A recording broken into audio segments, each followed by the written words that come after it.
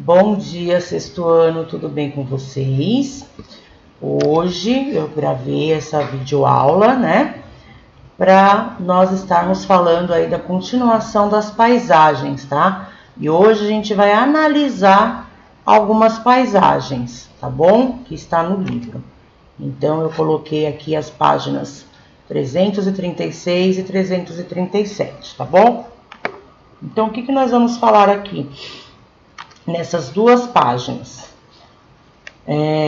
Tá falando o quê? Pra gente analisar as paisagens, né? Então, as paisagens, elas não são iguais, né? As paisagens, elas vão se modificando, né? E tem algumas paisagens que também contam um pouquinho pra gente da história do lugar, né? Como que essas pessoas vivem. Tem paisagens que a gente não encontra em qualquer lugar, né? São paisagens que pertencem a determinado lugar, né? Que é o caso aqui dessas duas paisagens aqui dessa página, tá? Aqui a gente tem essa paisagem, né? Que é do deserto, tá bom? Ele é do deserto da Califórnia, nos Estados Unidos, tá? Então, eu olhando para essa imagem, eu não vou ver essa imagem em qualquer lugar, né? Qualquer lugar, qualquer cidade, qualquer país, não. Esse lugar aqui é próprio da Califórnia, é um deserto. E tá contando um pouquinho da história desse lugar aqui do lado, na legenda, né? Tá falando que, ao observar a paisagem do lado, podemos verificar um exemplo de técnica e os materiais empregados para cultivar em áreas mais secas e com baixa pluviosidade. Então aqui eles plantaram alguma coisa, né? E aqui dá para perceber os materiais, ó, porque como não chove, então eles introduziram materiais aqui próprios para fazer essa irrigação. Tá vendo? Então ela tem uma história atrás disso também. Já aqui nessa outra paisagem, eu analisando essa paisagem, eu posso ver que olha que lugar bonito, né? Olha o mar, o rio aqui embaixo, né? Então aqui são povos que geralmente convivem com essa água praticamente todo ano. Todo ano. Eu olhando para as casas, eu tô vendo que essa casa não é igual às que eu estou acostumada a ver, né? Olha aqui, elas são feitas, tá vendo, em palafitas. Por quê? Porque o rio geralmente sobe, ou a maré sobe, né? E as casas ficam no alto por causa dessa enchente, ao contrário daqui. Aqui falta água, aqui eles têm água em abundância, né? E olha como que é a casa deles, né? Casa de palha. Então é diferente. Então eu olhando para as paisagens, eu consigo analisar também um pouquinho da cultura, né? Da cultura desse povo, né? Do lugar onde que eles vivem, o diferencial que eles vivem. Então, eu olhando para a paisagem, eu consigo também identificar esse tipo de coisa, tá bom? E para a geografia, é fundamental relacionarmos o modo de vida, né, e a cultura de diferentes sociedades. Então, é o que eu acabei de falar, tá bom? Além de você observar a paisagem diferente, você também vai ver que cada sociedade vive de um modo diferente, né?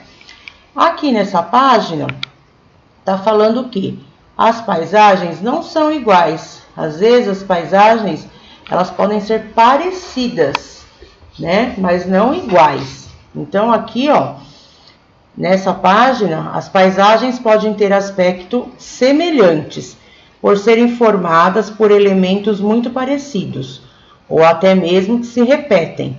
No entanto, as características desses elementos e a organização entre eles vão diferenciar as paisagens. Observe a comparação feita entre a paisagem de dois lugares do Brasil. Então, esses dois lugares aqui são do Brasil. São parecidas as paisagens? São. Por quê? Porque tem uma ponte, né? Tem uma ponte, tem um rio embaixo, né? Mas, ó, a fotografia A, tá? Essa fotografia aqui, ó, é em Florianópolis. E aqui embaixo é em São Paulo. Então, que elementos que nós podemos perceber que tem de igual, né? Então, aqui tem duas perguntinhas que vocês vão fazer, vocês irão fazer no caderno, tá bom? Primeiro tá perguntando quais elementos são semelhantes na paisagem das fotografias A e B. E quais elementos são diferentes? Então, vocês vão observar o que tá igual e o que tá diferente, tá bom? E embaixo tá falando, no município onde você mora, existem elementos semelhantes às paisagens mostradas nas fotografias ou diferentes delas? Quais? Então, você vai colocar aí que elementos que parece, né, que você já viu aí no seu município, os quais você nunca viu, tá bom? Então, essas duas páginas aí. Aqui nessas outras duas páginas, o que está falando, né? Nós já falamos e vocês já fizeram o trabalho sobre paisagem natural e paisagem cultural ou construída, né? Então, tem aí aquelas paisagens que eu olho, eu só vejo elementos naturais, então ela é uma paisagem natural, que só tem elementos da natureza, e tem paisagens que eu olho, eu vejo só coisas construídas, então eu vejo prédio, vejo ponte, vejo casa, vejo, né, um monte de coisas construídas pelo homem, é uma paisagem cultural ou construída, tá? Mas aqui nessa página, tá falando que quando eu olho que nem nessa paisagem mesmo, eu tô olhando para ela, eu tô vendo só o quê? Só tô vendo elementos naturais, tá? Então, eu olhando assim, eu vou falar assim, nossa, é uma paisagem natural, porque eu só tô vendo elementos da natureza. Porém, são elementos naturais, mas a paisagem é cultural. Por quê? Porque quando eu bato o olho aqui, eu tô vendo que essa plantação de eucalipto, tá vendo as árvores todas iguais? Então, alguém plantou, né? Alguém foi lá, desmatou esse lugar e plantou só eucalipto. Então, quando eu olho para a paisagem e vejo que os elementos naturais são todos iguais, todos certinhos aqui, eu sei que foi alguém que plantou. Então, a paisagem, ela é cultural, mas os elementos são naturais, tá bom? E aqui embaixo, ó, os projetos paisagísticos. Então, aqui tem um parque, né? Um parque que você também olha em primeira visão. Quando eu olho aqui para essa paisagem, eu vejo muitos elementos naturais, porém a paisagem é cultural. Por quê? Porque eu tô vendo coisas construídas aqui também, tá vendo? Então, além da paisagem só natural, paisagem só cultural, eu consigo ver também paisagens que têm elementos naturais, mas que são culturais, porque o homem mexeu, o homem plantou.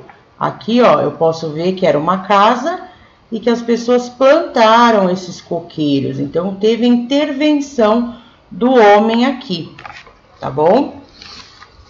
E aqui nessa outra página, tem as diferentes maneiras de representar as paisagens.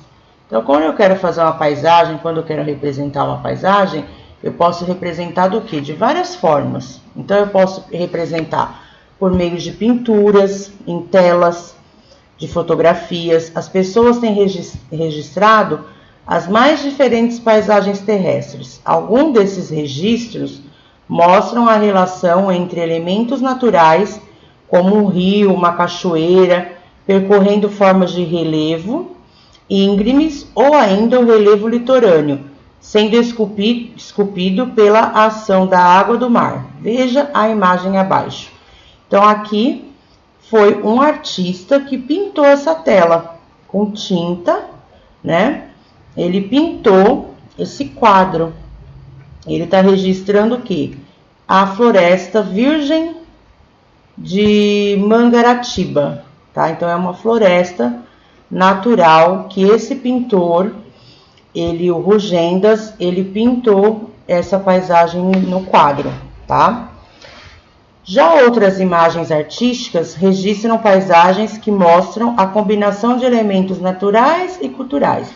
Então aqui, esse pintor, ele só pintou coisas da natureza. Já esse daqui, né, o Jules, ele pintou também, né, em quadro, em tela, ele pintou produtos, elementos naturais e elementos culturais, tá? Ele pintou aí uma paisagem do Rio de Janeiro. Então, vocês podem perceber que tem elementos naturais e tem elementos culturais também, tá?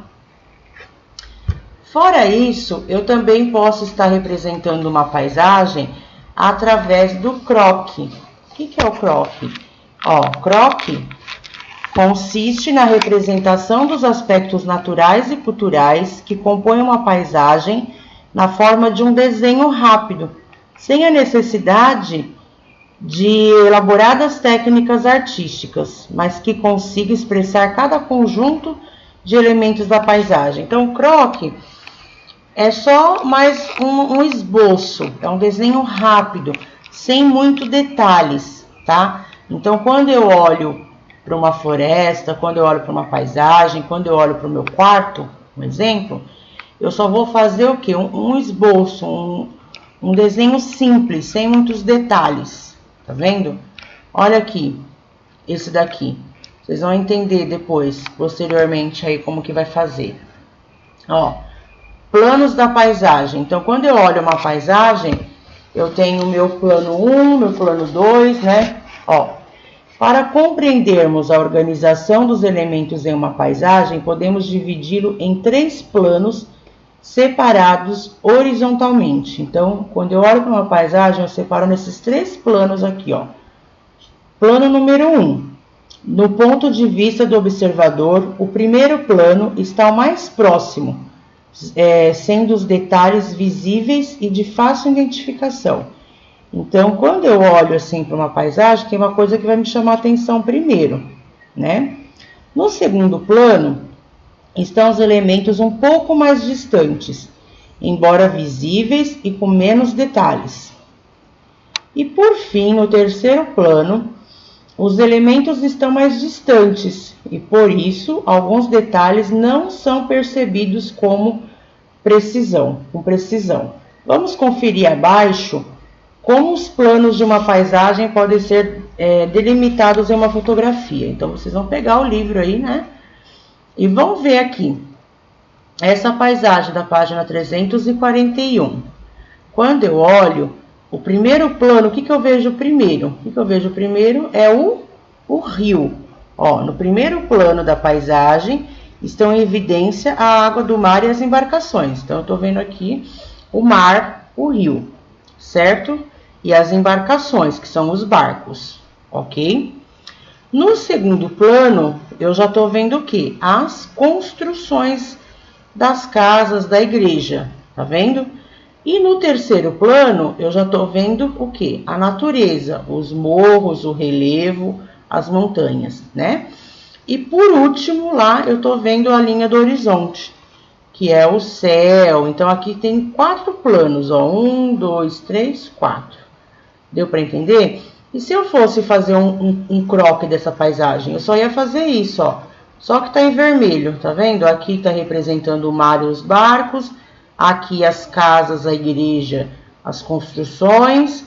Aqui as montanhas e por último o céu.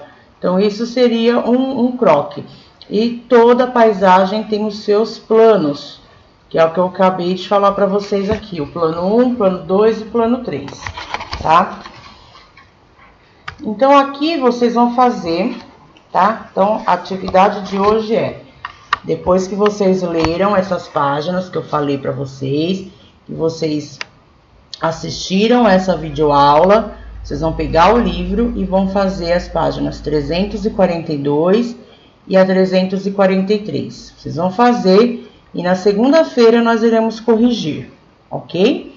Então, boa aula para vocês, bom trabalho. Qualquer dúvida é só chamar no WhatsApp, no Hangout ou no Google Sala de Aula, ok? No horário de aula de vocês, ok? Então, estou aí para saciar as dúvidas se surgir, ok? Então, um bom dia para vocês, um ótimo final de semana e até segunda-feira com a lição feita para correção, tá bom?